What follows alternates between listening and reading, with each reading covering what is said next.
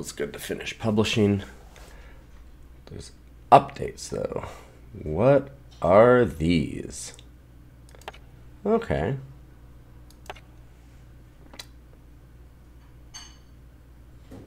Oh, son of a...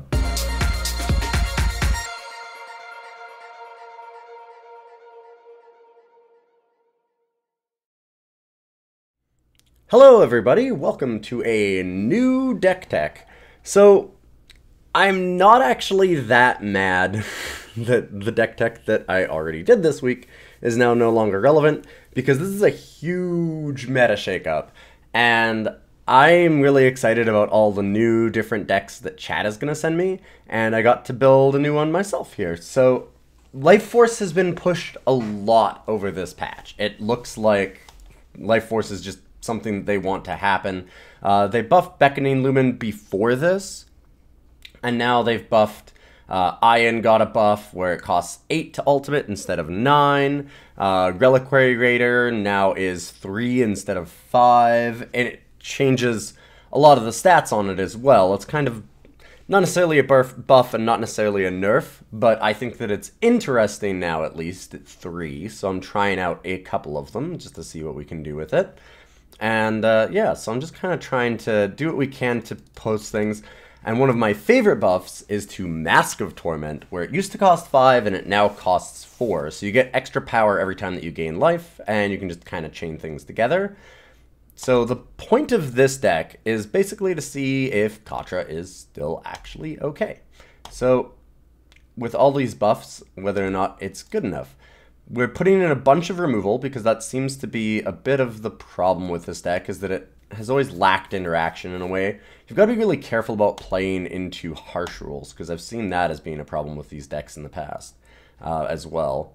And then we kind of have a bunch of early game ways to gain a ton of life and take advantage of that. So Cult Aspirant getting larger when you gain life with Amber Waystones to gain you the life.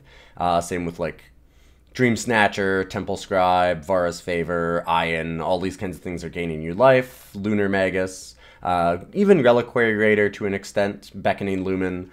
All of these kinds of cards can really help you either gain life or utilize the life gain. And then, of course, Katra herself.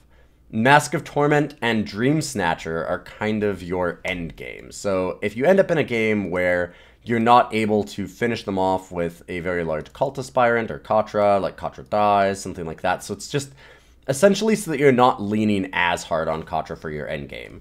So if you get to a certain point, you can just Mask of Torment instead and use all of the Life Force to gain a bunch of power and be able to make a 8/8 Tormentor. So you can do that instead. Devoted Theurge, by the way, works very, very well with Mask of Torment. This has been one of my favorite combos for a long time. Basically, what happens is that you can pay 6 to give Devoted Theurge +1/+1 and also gain life, which of course sets off your Mask of Torment, which gives you more powers so that you can pay more into the Devoted Theurge, and on and on and on. You can get to a point where you can get like 150 power or more by just sitting there and jamming into Devoted Theurge. I've had games with Devoted Theurge Mask of Torment where you actually are roping out every single turn because you are dumping in so much into Devoted Theurge that just sitting there and clicking on it won't give you enough time to use it.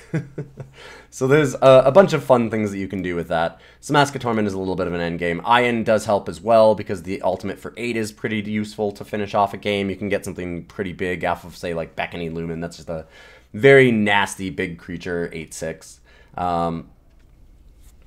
Things like that. Dreamsnatcher obviously ultimating 10 to discard. It works pretty well with Mask of Torment because you can get a bunch of power and then just discard a whole bunch of cards off the top of your opponent's deck.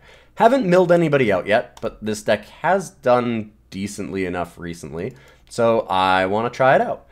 We are down in gold. I'm excited for all of the new decks that chat is going to give me, because one of the things that I do on my stream is I let chat send me decks all day, and I basically just play the chat decks, which has led to me going down to gold, because we're going further and further afield to try and find new things, because the meta had kind of been solved. And now we're back to an unsolved meta, and that makes me really interested because we're going to come across a whole bunch of new things, and we're going to be able to brew up a bunch of new things, and some of them might be really, really good. So I want to see what everybody's come up with.